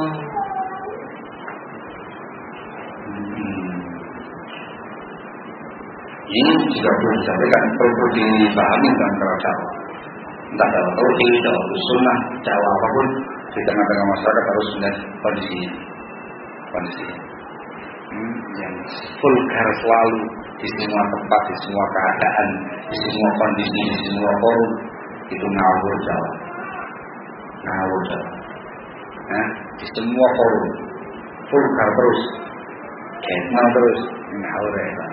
Itu namanya siasat dalam kerajaan. Lembek terus dalam semua keadaan dia kurang, tidak memiliki gaji, tidak memiliki jalur, carinya kurang nampak. Jadi ada forumnya masing-masing, ada kalanya gas, ada kalanya keras, ada kalanya langsung tunjuk, ada kalanya halus, ada kalanya lembut, ada kalanya bahasa umum.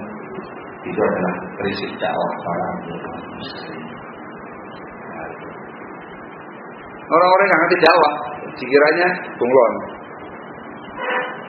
Dikiranya bunglon. Ini di sini ngomong, di sini nggak ngomong, di sini nyebut nama, ini nggak nyebut nama. Dikira bunglon, tak bunglon. Intinya yang goblok karena di dakwah. Lihat forumnya masing-masing. Ada forum kita harus tegas, ada forum keras, ada forum sebut nama langsung, ada forum halus lembut dan bahasa umum. Lihat kondisinya masing-masing itu. Dan masyarakatnya tua-tua, khusus umum masyarakat umum pengajiannya tua-tua, muda-muda, ini masyarakat semua, tidak ada orang yang paham. Ya dengan bahasa yang halus, dengan bahasa yang baik, dengan ayat, dengan hadis, dengan apa harus menyebut satu persatu contoh-contoh kasus tengah-tengah masyarakat tidak di bahasa umum, tapi tegas. Sehingga ada menimbulkan sesuatu di tengah-tengah masyarakat. Repotnya itu di dunia sekarang ini. Forumnya kita lagi forum terbatas, keras dan tegas, itu kata disebut nama orang terbatas, lupa dia ngerekam, rekaman disebarkan, akhirnya apa? Jadi forum umum. Siapa yang salah ini? Siapa yang salah ini? Yang disebarkan tadi. Maksudnya kan kita tahu forum terbatas dan sebagainya. Antara ada istilah tahzir sirri. Itu kalau di negara saya kata tahzir sirri. Itu tahzir itu rahasia. Tahzir itu bukan umum, bukan tahzir sirri kan gitu ya. Allah Ustaz. Insya Allah.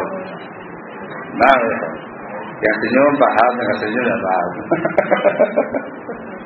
Allah ya. Hah? Gimana?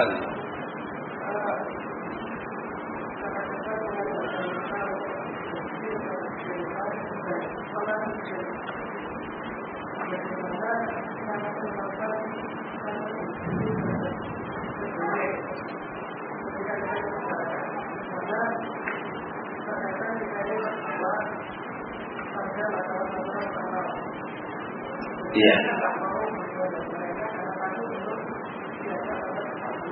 Iya, pertanyaan sangat bagus.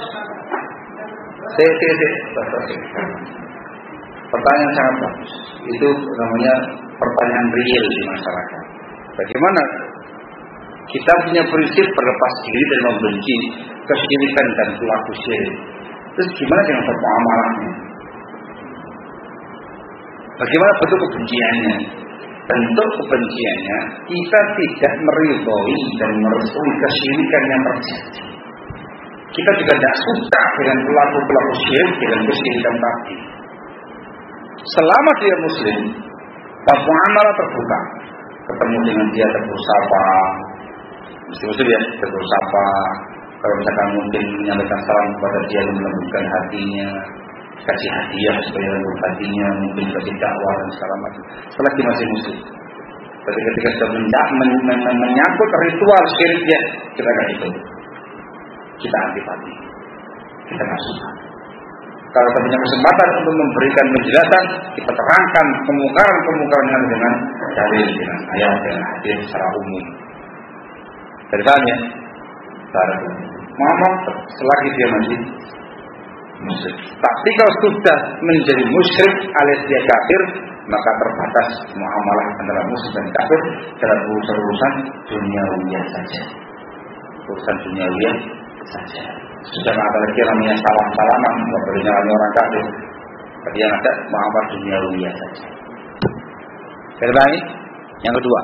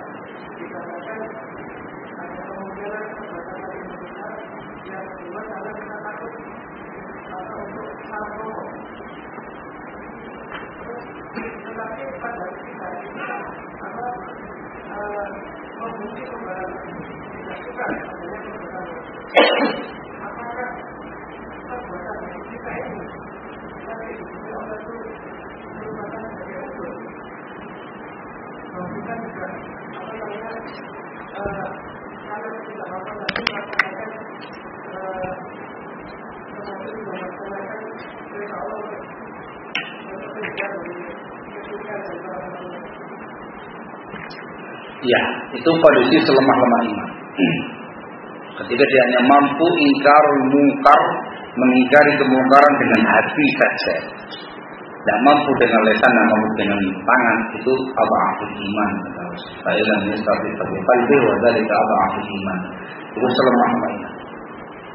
Tapi ya untuk di zaman sekarang ini kita masih punya kemampuan untuk menggunakan lisan kita atau menggunakan kemampuan tulis kita untuk mengcounter berbagai macam kesyirikan yang ada dengan tanpa takut. Cara itu macam media banyak, saran juga banyak, cara juga sangat banyak. Tidak mesti kita harus tampil di forum seperti ini menyampaikan kepada masyarakat. Dan itu tadi dengan cara ada buletin yang siapa tauhid sebarkan di masyarakat di masjid-masjid atau Jumat atau segala macam. Bisa pada media internet. Yang gitu ya, kita tulis tentang terkait dengan tauhid dan segala macam. Sebarkan di internet. Ada orang baca ada perkara kesyirikan dengan bantah, kesyirikan dengan ayat dan hadis dengan ucapan yang tepat ilmiah, sebarkan di internet. Dakwah.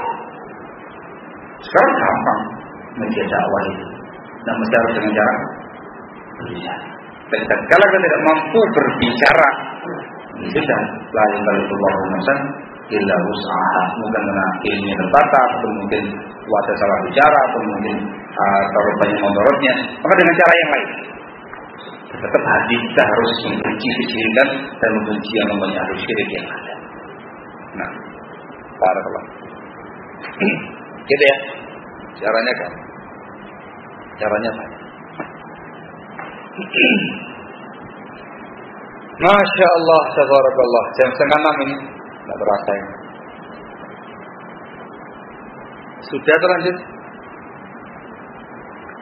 Ada lagi yang lain?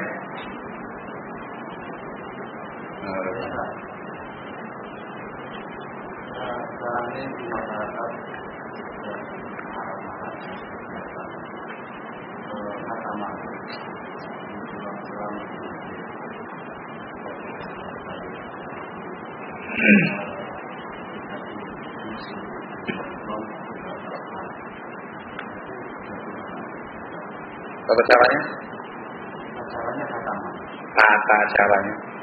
Tata caranya satu orang itu membaca. Terus diteruskan sama yang lain, teruskan sama yang lain, teruskan sama yang lain, teruskan sama yang lain, sama yang lain, sama yang lain, selama 1 bulan. 1 hari. Oh, 1 hari. Ya. 1 hari. Ini baca di satu, ini dua, ini ada, tapi dibaca bersamaan. Di waktu yang sama. Iya. Jadi misalkan 30 orang gitu. Ya, 30 orang, saya hati juz pertama, juz kedua, ketiga. Jadi dalam waktu misalkan 1 jam setengah sudah selesai semua.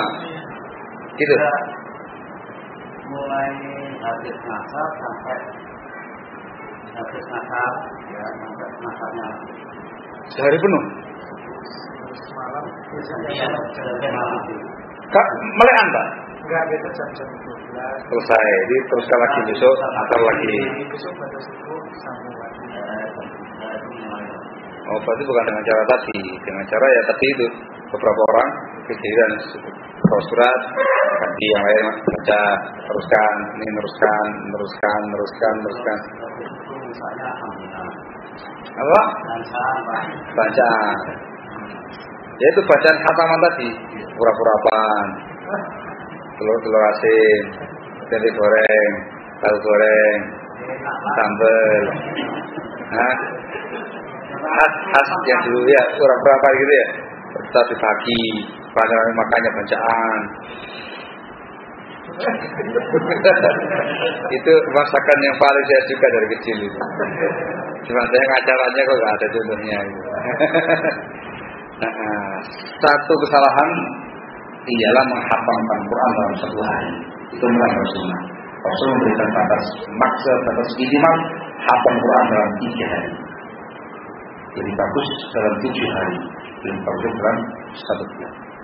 Itu hadis Abdullah bin Amr bin As. Tidak diperbolehkan alias menyelisih sunnah ketika ada orang yang menghafalkan Quran dalam 1 hari atau kurang dari 3 hari. Kenapa? Itu tidak ada unsur tadabbur sama sekali. Padahal tidak ada pertapalan dalam penghayatan dalam penghayatan. Benar, hadis mengatakan tidak boleh. Yang kedua, dengan ritual tadi, dengan tata cara yang seperti itu khusus, harus begini, terus begini, ada acara ini dan segala macam. Susunan acara yang semacam itu tidak ada dalam sunnah Rasulullah SAW. Rasul mengatakan dalam sabdanya, hadis Muslim dari Aisyah radhiyallahu anha, "Man amila amalan laisa alaihi amruna fahuwa." Barang siapa yang beramal dengan tanpa contoh dari kami, maka tertolak. Tetapi ya, maka dengan tata cara seperti itu tidak ada cukup. Baca Quran bagus, tapi ketika baca Qurannya dengan tata cara tertentu yang tidak ada dalam Islam, maka berubah menjadi amal yang menyimpang. Ketika membaca Al-Quran melanggar ketentuan syariat, maka bukan lagi amalan yang baik, tapi menjadi amalan yang buruk. Kita nggak nyalakan baca Qurannya nih, Pak, tapi serahkan apanya nih? Tata caranya.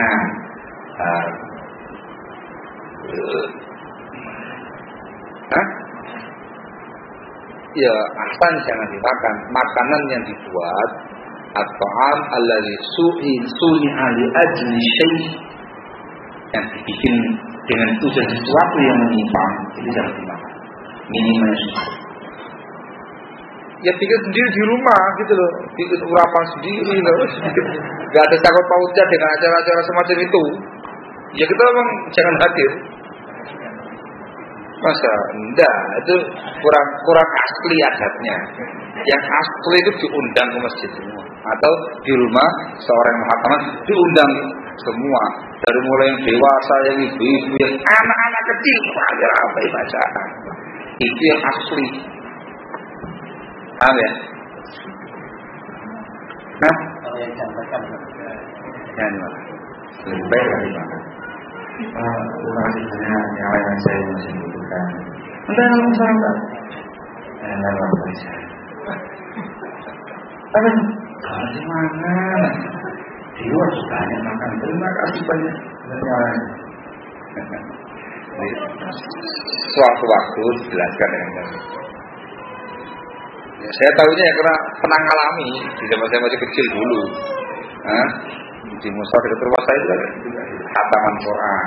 Masya Allah, rame ya pas mangan ini mau. Tapi dulu nggak ada acara intinya. Dulu khataman ada. Jangan saya ngaji sama guru ngaji. Dia kan dari awal ngajinya dari Al-Baqarah. Begitu saya sampai selesai khatam, selesai An-Nas, saya dibacain. Jadi nggak ada acara ritual khusus, saya dibacain. Makan rame-rame. Undang teman-teman ngaji yang sama-sama satu guru ngaji Quran. Seneng itu bikin semangat itu. Dan tidak ada apa namanya sate, tidak ono. Akhirnya banyak dia beberapa yang khas gitu. Jadi khas bacaan dan rasa yang mantap. Ketika itu, nyatanya kalau contohnya di mana, kalau contohnya saya dilakukan. Yang nggak ada di antara kita, semua harus datang. Baca, namanya baca itu kan mana rame-rame, tapi wah.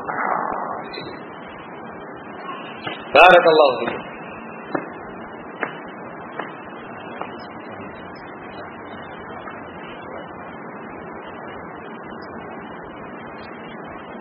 Dua tadi jelas.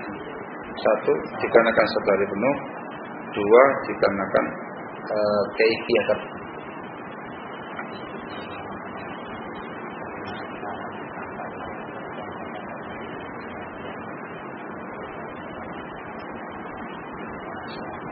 Yang pertama, cek keabsahan riwayatnya. Kalaupun sahih dikatakan itu ijtihad pribadi mereka. Wa khairul hadi hadi Muhammadin sallallahu alaihi wasallam. Supaya dia petunjuk Nabi Muhammad SAW. Tegas hadisnya dalam Sahih Bukhari dan Muslim dari Abdullah bin Amr bin As mengatakan 3 hari, jangan lebih, jangan kurang daripada itu. 3 hari minimal tanpa. Yang ketika ada sebagian ulama, kalau betul dari ulama tadi yang melakukan kurang dari 3 hari, maka itu ijtihad pribadi, pendapat pribadi yang tidak boleh. 3